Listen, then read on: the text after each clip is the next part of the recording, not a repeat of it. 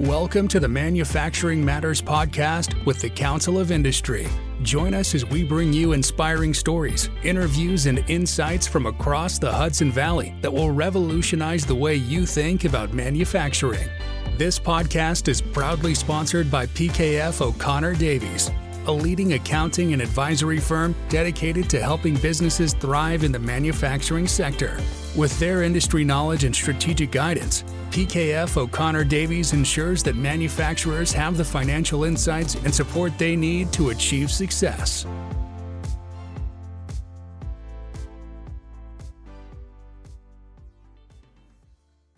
John Nolis, Manufacturing Manager at JBT. Welcome to the Council of Industry podcast. Thank you for having me.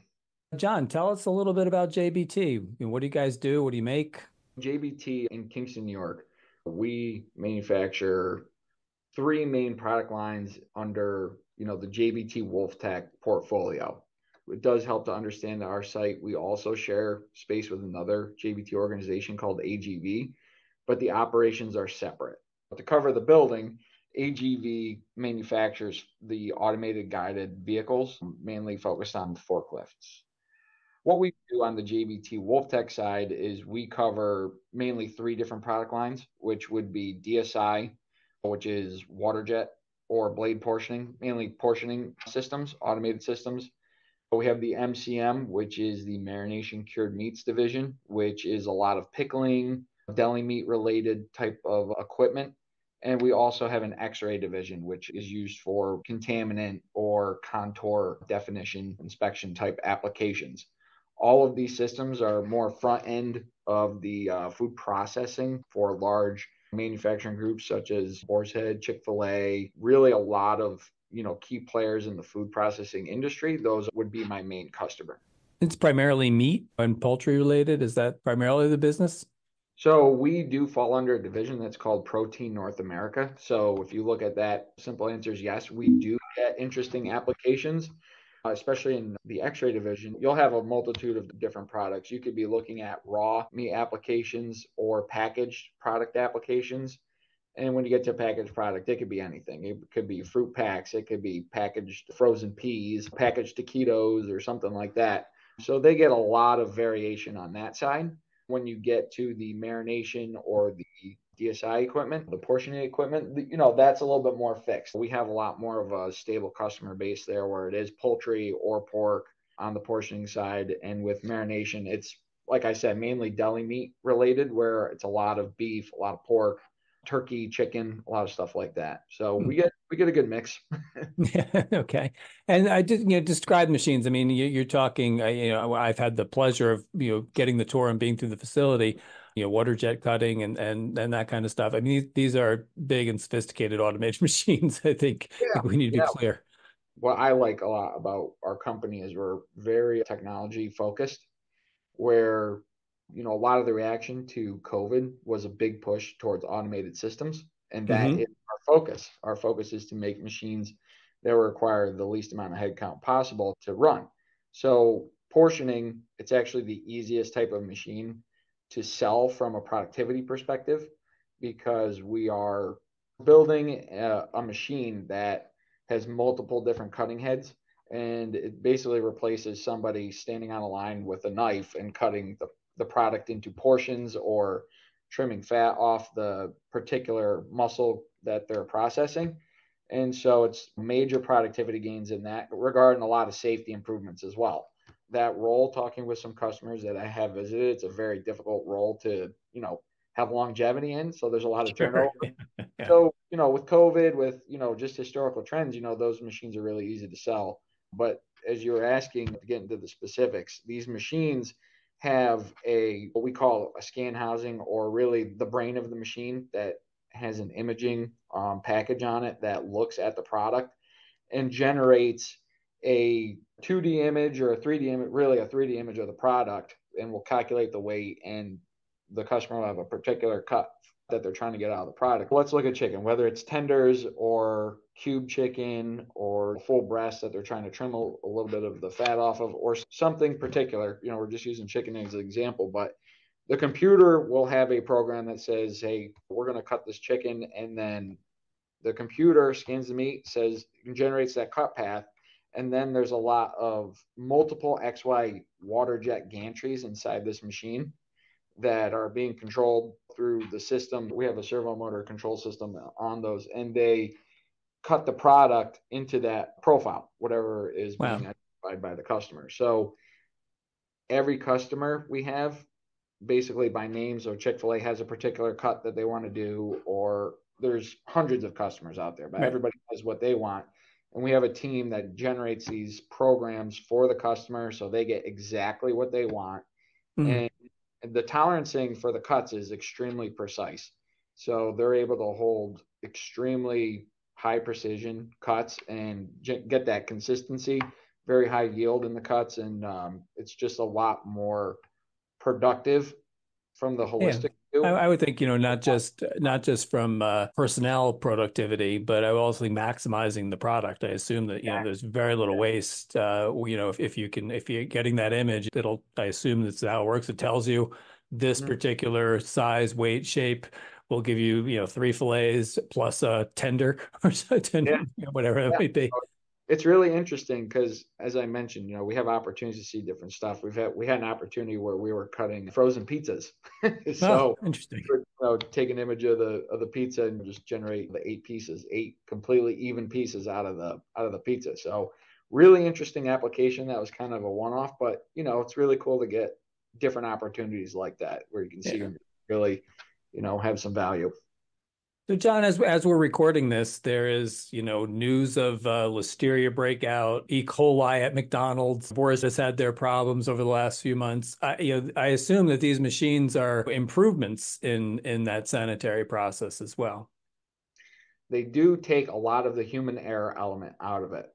So I'm not personally privy to I don't want you to throw anybody under the bus. I really don't have anybody thrown under the bus, but I'm not a subject matter expert on explaining it, other than you're taking a lot of that human intervention and human error out of a lot of this process. But what I do know is related to the listeria outbreak, I know that one was for a particular product and it wasn't associated to anything we manufacture or even being in the same plant. So it was a discussion topic here, to figure out if we had, any involvement in that at all. But our equipment with that customer was not being utilized for anything in the, in the same building. It was a breath of fresh air to, know that we didn't have to go into the problem solving of that issue. Engineering perspective, I'm sure that there's conversations about how to improve the sanitary aspect of the machine. That was a conversation we were having a long time ago, looking at actually the framework of a unit and making design changes to make it easier and more sanitary for the industry by changing from a structural tube to a open channel frame. So that was a pretty interesting initiative to be a part of. That was early in my career. So that was the entry into sanitary design for me. Oh, okay. So you mentioned the name WolfTech as the brand. Just maybe a quick history lesson on the evolution of the company. The evolution of the company, I'm not exact on how far back it goes. I know that it was privately started by the Ludwig family in a garage. It was like a garage setup. Absolutely. Built equipment. And then the business kind of grew quite significantly. So it was kind of shared within the family. And then, I know that the father kind of started another business and handed off really the MCM product line to his sons, which is what stayed in Kingston. Here's where I got involved with the company was in 2014 is when JBT had made an offer and acquired WolfTech as a sub company of JBT. In 2015 that I was hired as an intern. So that's when the transition process was fully implemented. So all the changes were occurring and I basically started right at the end of WolfTech being a privately owned company and started when JBT said, okay, now we're going to start transitioning over to the JB way of, business. And it used to be in one small building on Kiefer Lane. Right. I think the total square footage was probably like 20 or 30,000 square feet for that building. From the acquisition, we were able to purchase, I think our building is 133,000 square feet. So transitioning that business over, we had a lot of open space. And with having a lot of open space and some of the manufacturing capabilities of our business, we were able to insource a lot of work from JBT. One of the first things that we insourced, which was actually my internship project, was DSI electrical panels. We brought that in because we had a really good panel shop that we were able to hold really, really high quality standards. We had really skilled labor in the group and a lot of qualified individuals. So we had a lot of good leadership in terms of bringing this in. And as an intern, my job was really to build the panel and build a process around building them consistently and efficiently. And we were successfully able to achieve that, whereas they'd been trying to find best cost sites or countries or anything to really reduce the cost on the back panels, because it was quite a significant cost. But we were able to manufacture them quickly, test them, and have almost 100%, quality. There's almost zero defects on building these panels when they got installed. It put a lot of confidence in Kingston and our ability to manufacture new equipment, new parts.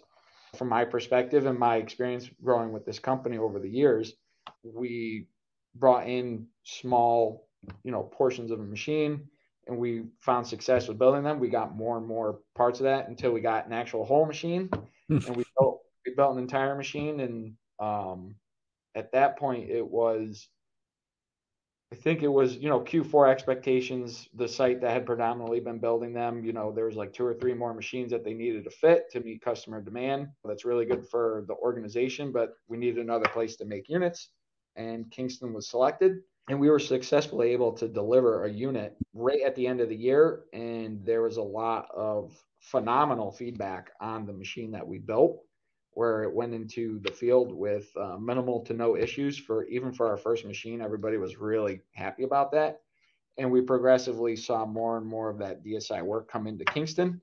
And now we are practically the exclusive distributor of the DSI equipment in the U.S., especially the U.S., and we make a lot of different products for them. So, whatever is doing really well, we're 100% making all the DSI equipment. We do a lot of overseas equipment as well, but there are a couple products that are newer that there are JBT organizations in Europe that make those to satisfy the European or overseas sales. So from a logistics perspective, that definitely helps out, satisfy those customers, because you save a lot of cost from shipping equipment overseas. Yeah. I would think moving that equipment is definitely an expense for sure. So yes. You mentioned you were an intern. Tell us a little bit about your background and, where'd you go to school? What's the degree? Talk about how you landed that internship. Yeah, so this is a fun story for me, because I graduated from SUNY Delhi. I got my bachelor's from SUNY Delhi. I did start there as a HVAC and electrical controls technician. I was in the program for that degree. I had a 4.0 going into my last semester, and I just had a conversation with my family, just being honest with myself and seeing my grades and just saying, I think I could achieve a little bit more. I just didn't know what that path really looked like. I didn't know if I wanted to be a full-blown mechanical engineer or electrical engineer. I was really good working with my hands. And the same day I had that conversation with my family, I walked into an electrical class, and they were advertising that they had opened up a mechatronics program at Delhi. And the way that they advertised that was, it was kind of a balance between having the experience in the trades and not a full-blown engineer. So there was a lot of focus on physically doing the work, but also learning the theory behind doing the work. So I was fortunate enough to be in the first group of graduates in the bachelor's program of mechatronics students from SUNY Delhi. So I was able to graduate from there with 2 associate's degrees, one HVAC and controls, one in mechatronics, and a bachelor's in mechatronics, as well as being fortunate for me that Wolf Tech had actually helped build that program. Yeah, I was going to say, I remember Rolf Ludwig was one of the early complainers about a lack of a skilled workforce. And to his great credit, he did something about it. He went up there and helped it along. So the staff that I was really being trained by when I was a student, Professor Greenfield and Professor Miller, who are now both retired from the college but still actively participate, especially anything mechatronics related. But they were really the guys to get it off the ground, working with Ralph Ludwig and Rich Temperio, as well as a lot of other organizations. Right. But those are the people, who I've had personal interactions over the years, really getting to where I am specific to mechatronics. With that being said, it seemed to be kind of an under the table agreement that because they helped set up the program, they wanted the number one grad. There you go. I get the best kid. Yeah, that's at least what the joke was. We helped set this up. We want the first best kid that you can get. I was pulled into the offices by the professors, and they said, "Where do you want to go for your internship?" And I had said, I haven't even really started looking. I was also an athlete, so I was focused on so many different things other than trying to find work. And they said, "Well, are you willing to travel?" And I grew up in the Binghamton area, and I was on board to do whatever. I would have gone where they told me, but they said, "Hey, look, there's a company in Kingston. They helped set this up. We want to send you there. You got to make us look good." And, I came down, and it was a very interesting experience. The mechatronics program internship does have a particular set of what they call silos that you have to facilitate for your internship. Okay. They do want you to fulfill it in a certain sequence. And JBT Wolf Tech was 100% on board with it. Yeah, it makes perfect sense. And as that panel, as you described it, it sounds like, was that the project, and did they sequence that in the appropriate way? So what's interesting about the internship that we try and facilitate, and what Delhi is requesting, is that the internship really is about learning about the business. It's not necessarily about learning one particular skill and building as much experience on that. So how my internship looked, and me being the first intern from SUNY Delhi and with JBT Wolf Tech, to start in the field service team and then spend 6 weeks there, and then go into engineering, spend 6 weeks there, go into production, spend 6 weeks there, and then go into inventory warehouse and spend 6 weeks. So that was supposed to cover my entire 6-month internship. And, if I had time at the end, they could put me wherever I was really best suited in terms of skill level. So really, first day coming to JBT, it was go to the service department, and, they introduced me as service manager. And I got quizzed day one with some schematics, and, hey, can you design me this simple schematic? And I was able to show where I was from the day I walked in the door, which helped them kind of proctor how they wanted to train me in the service department. And I thought that was really good. I was able to go on a couple service visits to customer sites, so I got exposure to our equipment in the field. And it gave me, a respect for what our service team does right out of the gate. I also got a lot of time to learn about just what our equipment does, what it looks like from a holistic view. And as I moved to different departments, that really was a good starting point to carry over that knowledge into other departments. After my 6 weeks time, there was a hard cutoff. Now, after 6 weeks, I can tell you that the managers didn't want to let me go because I had been a good contributor. And that has carried over the years. As interns come in, they do a really good job because of the education that they get.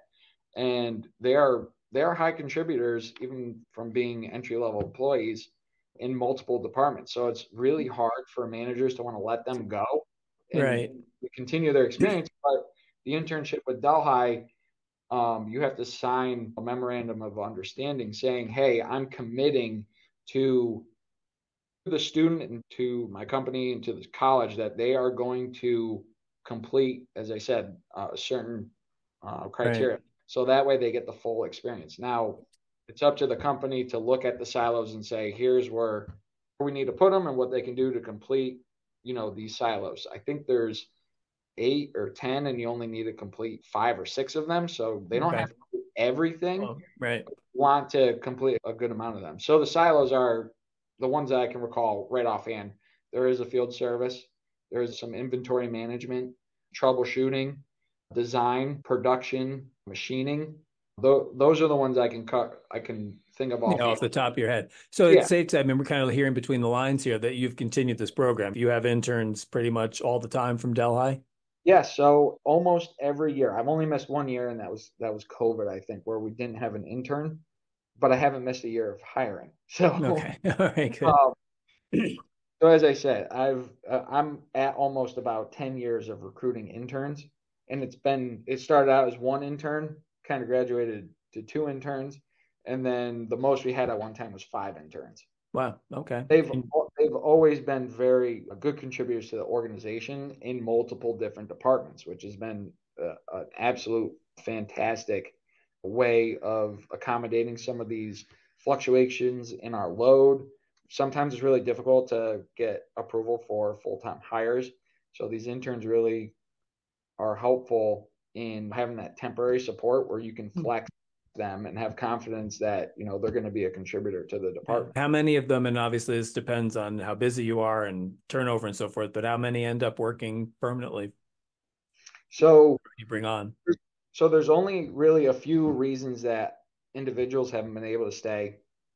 The biggest one is if there isn't a position open for what they want.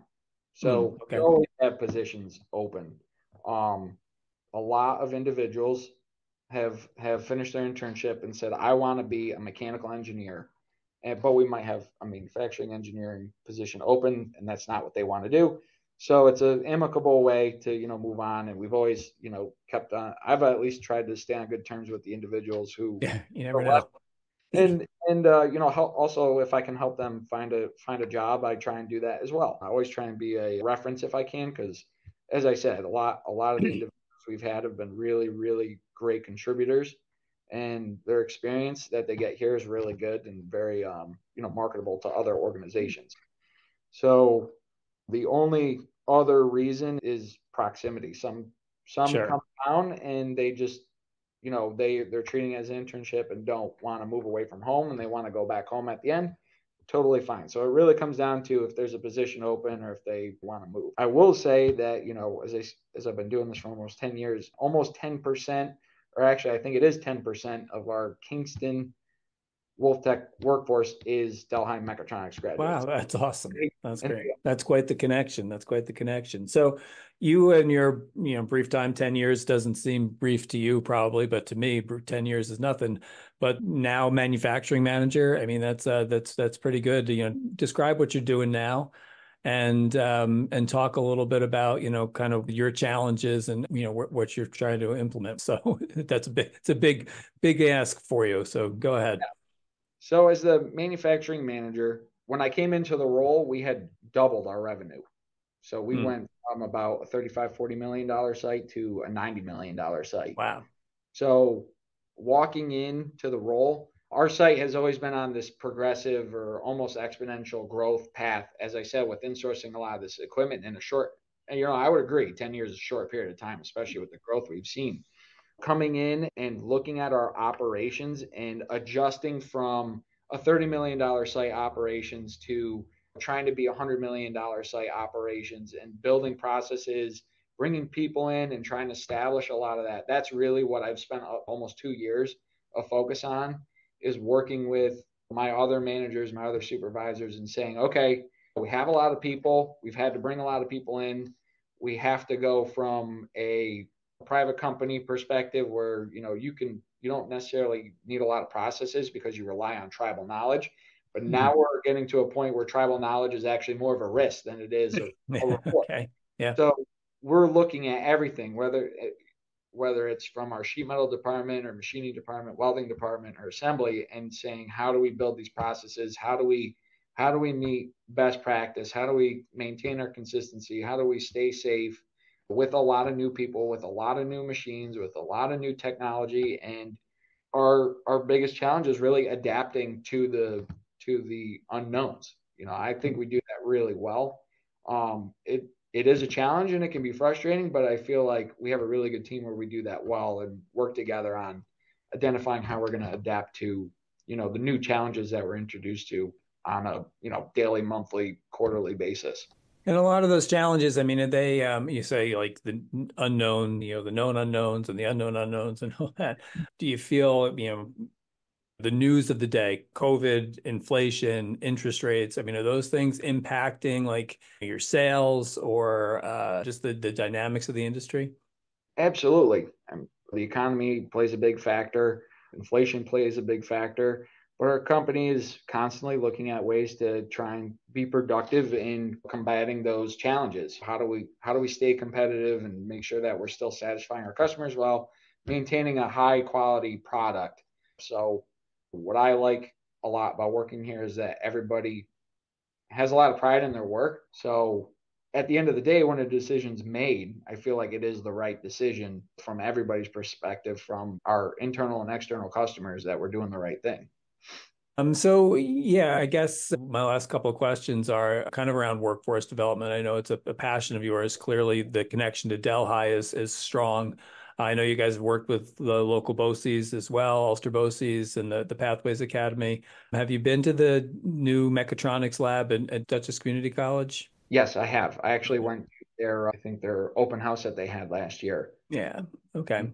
I guess my question is, do you see movement? Do you see improvement around the workforce issue and the caliber of candidates coming to JBT?